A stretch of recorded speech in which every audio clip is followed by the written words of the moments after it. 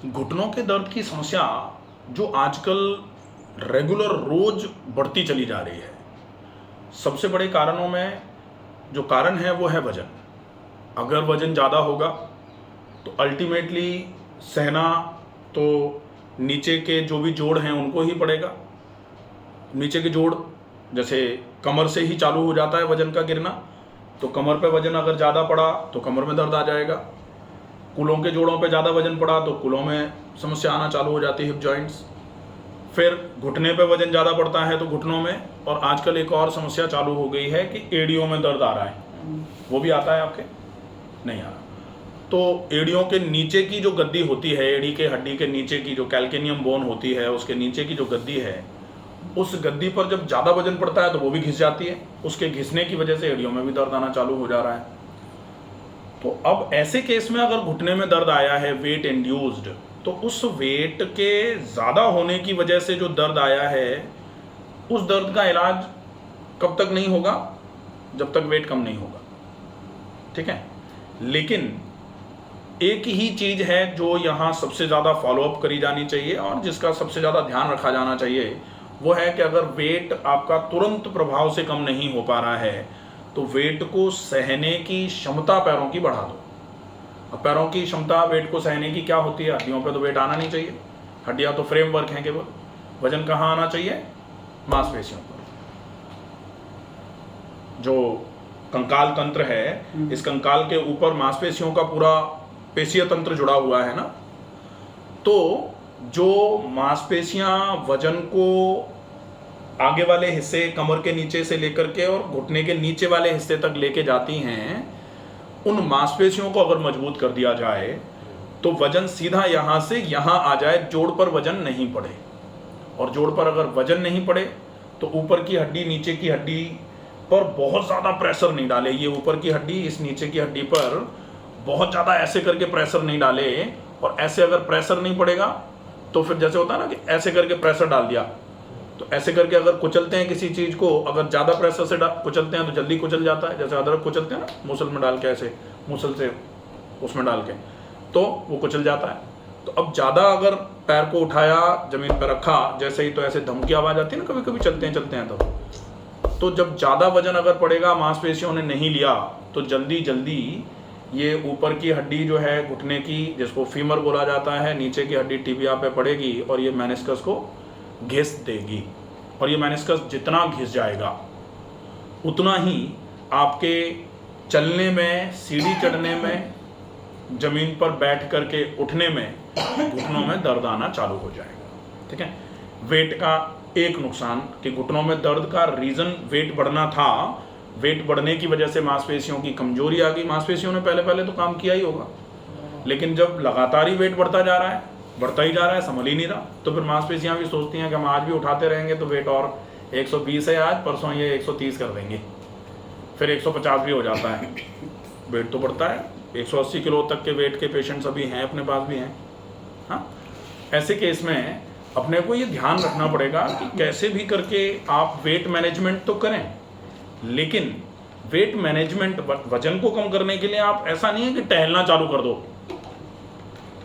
सामान्य तौर पर लोगों को यही लगता है कि टहल लो, टहल के वजन कम करेंगे। अब टहल के तो वजन कम करने में वजन तो पता नहीं कम होगा कि नहीं होगा, लेकिन ये लिख के दिया जा सकता है घुटना खत्म हो जाएगा। ज़्यादा वजन वाले अगर घुटने में दर्द है तो टहलने को सबसे पहले बंद कर दें, सीढ़ी चढ़ने को बिल्कुल बंद कर दें, ज़मीन पर बैठना ही बंद कर दें, और बैठ करके उठना तो अपने आप ही बंद हो जाएगा जब बैठना बंद है तो।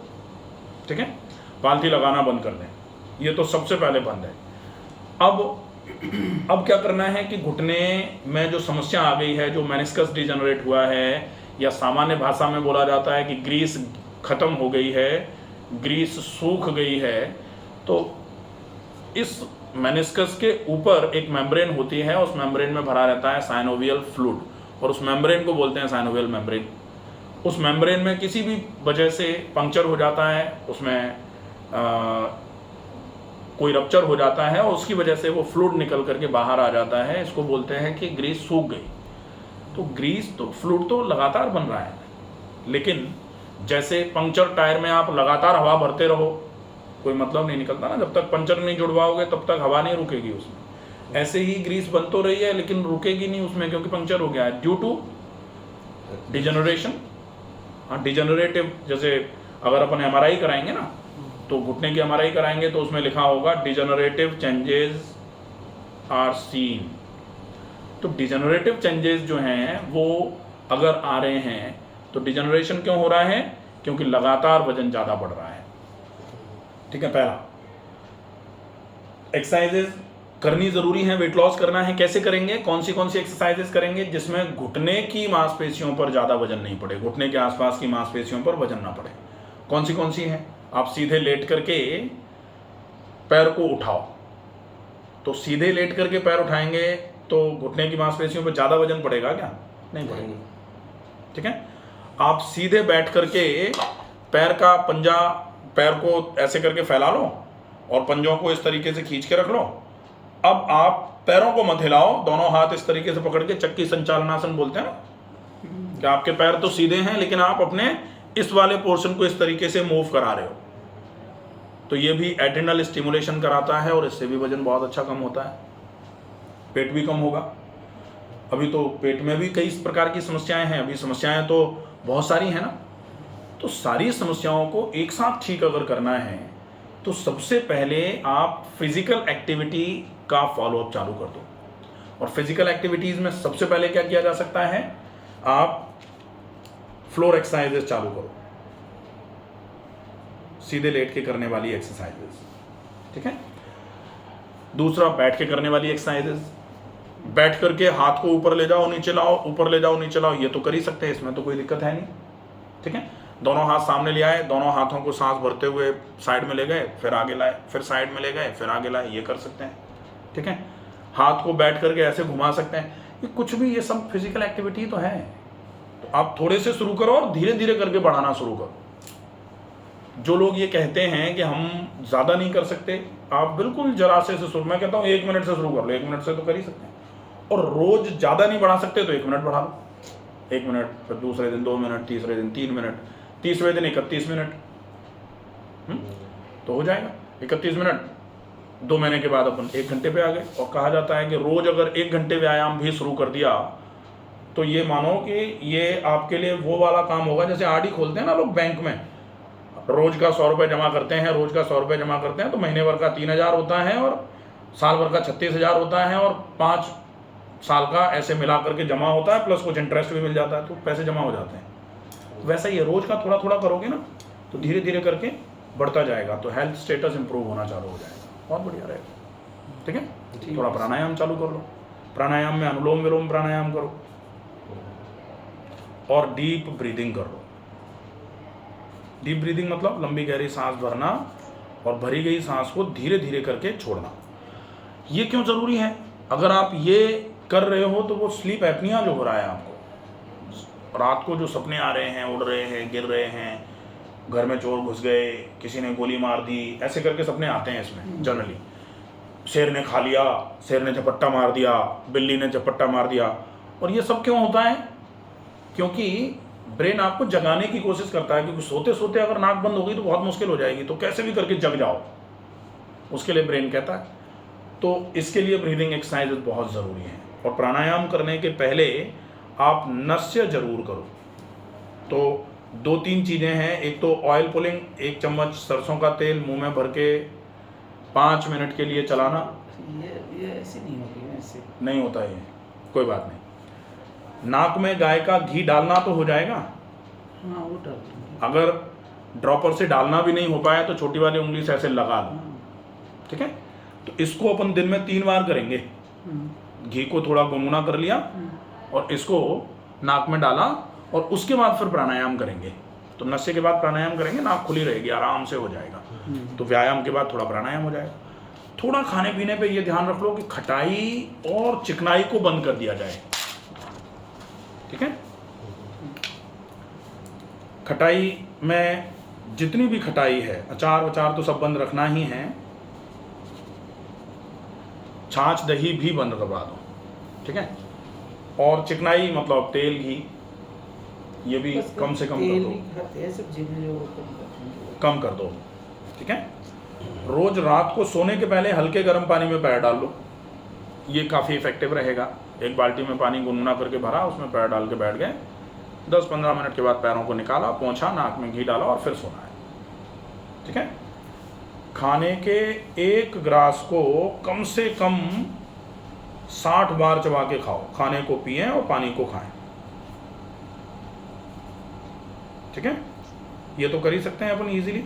मेरे को रात को जैसे नींद नहीं आती तो फिर मेरे को रात को भूख लगती है। रात को तो मत खाओ, क्योंकि लेट नाइट ईटिंग या फिर नाइट ईटिंग तो जो है ना वो वजन बढ़ाने का बहुत बड़ा काम करेगी। तो रात को अगर जैसे नींद नहीं आती, आपको भूख लगती है ना, तो आप कुछ ऐसा खाओ जिसको खा के आपका एक तो मन भरे, पेट ना भरे, पेट भारी ना हो। मतलब तो आप क्या खा सकते हो, जैसे उबला हुआ खीरा, उबली हुई ककड़ी, उबली हुई लौकी, ऐसा कुछ करके रख लो।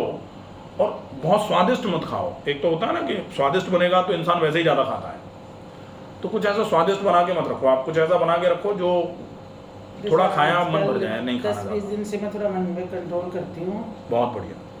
नहीं खाऊंगा। कंट्रोल अगर कर लोगे ना तो उससे तो सबसे बढ़िया है वो तो, क्योंकि रात को तो नहीं खाना चाहिए। बहुत ही ज़्यादा इच्छा होती है तो फिर बहुत ज़्यादा इच्छा हो तो वो जो पफ्ड राइस जो आता है ना, मखाना भी ज़्यादा नहीं खा सकते, मखाने तो थोड़े बहुत खा सकते हैं। खील जो आती है ना, खील को उसमें थोड़ा टमाटर, थोड़ा खीरा डाल के, नमक मत डालो और मिर्च मत डालो, टमाटर खीरा डालो, ये तो सलाद ही है, और खील डाल करके भेल टाइप की बना करके उसको खा लो, वो चलेगा। उसको खूब चबा के खाओ। फ्रूट वगैरह कोई? फ्रूट्स तो रात को नहीं खाने हैं। फ्रूट्स में हाई ग्लाइसेमिक इंडेक्स बंद रखो, क्योंकि डायबिटीज़ भी है, बीपी भी है, स्लीप एपनिया है, नोन केस ऑफ थायराइड है। इस केस में अपने को बीएमआर अपनी बढ़ाने की आवश्यकता है, तो डलनेस बिल्कुल भी नहीं चलेगी। फिजिकल एक्टिविटीज़ कंपलसरी हैं, अदरवाइज थायराइड को ठीक करना बहुत आसान सी बात है। और अगर व्यायाम नहीं करेंगे तो थायराइड को ठीक करना बहुत मुश्किल है।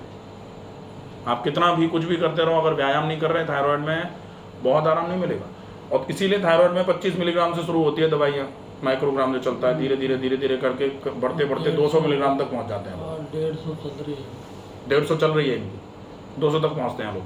अब 150 के बावजूद भी TSH अगर कराएंगे ना, तो वो लगभग विद इन नॉर्मल लिमिट ही आएगा। अभी ऐसा नहीं कि 150 लेने के बाद अपना TSH 1.5 से नीचे आ रहा है, 2 से नीचे आ रहा है, ऐसा नहीं आएगा। 4 से 5 के बीच में आएगा। तो थोड़े समय के बाद वो 150 भी इनएफिशिएंट हो जाएगी, फिर वो 200 पे आ जाएंगे, कोई मतलब नहीं। और व्यायाम करोगे तो व्यायाम से धीरे धीरे करके 150 से अपन इसको 50 तक ला सकते हैं, 25 तक ला सकते हैं। और व्यायाम हर बीमारी में ही फायदा करेगा, थायराइड में तो करेगा ही करेगा, बाकी सारी चीज़ों के लिए भी ज़रूरी है। उज्जयी प्राणायाम बढ़िया काम करती है। उज्जयी प्राणायाम जो हो जाए, मतलब व्यायाम में कोई ऐसा रूटीन नहीं है कि जैसे थायराइड के लिए केवल कहें कि उज्जयी प्राणायाम करो, बाकी कुछ मत करो, नहीं होगा कुछ भी। अल्टीमेटली आपको अपनी बीएमआर बढ़ानी पड़ेगी, जो स्लगिशनेस है, जो लिथार्जिकनेस है, उसको खत्म करना पड़ेगा, तब ठीक होगा। डाइट भी कम करनी पड़ेगी। ऐसा नहीं होता कि कोई एक चीज़ ही, इसीलिए तो वो थोड़ा आ जाता है। आपको अपने खाने को भी कंट्रोल करना पड़ेगा, आपको अपनी एक्सरसाइजेस को भी अच्छे तरीके से करना पड़ेगा, पसीना निकालना पड़ेगा, फिर आप उज्जयी करो, डेफिनेटली काम करेगा। और आप अकेला उज्जयी करो, बाकी कुछ नहीं करो, नहीं काम करेगा। फिर लोग कहते हैं उज्जयी तो काम ही नहीं करता। ठीक है, अच्छे से फॉलो करोगे तो डेफिनेटली आराम हो जाएगा, कोई दिक्कत नहीं। खट्टी चीज़ जूसेस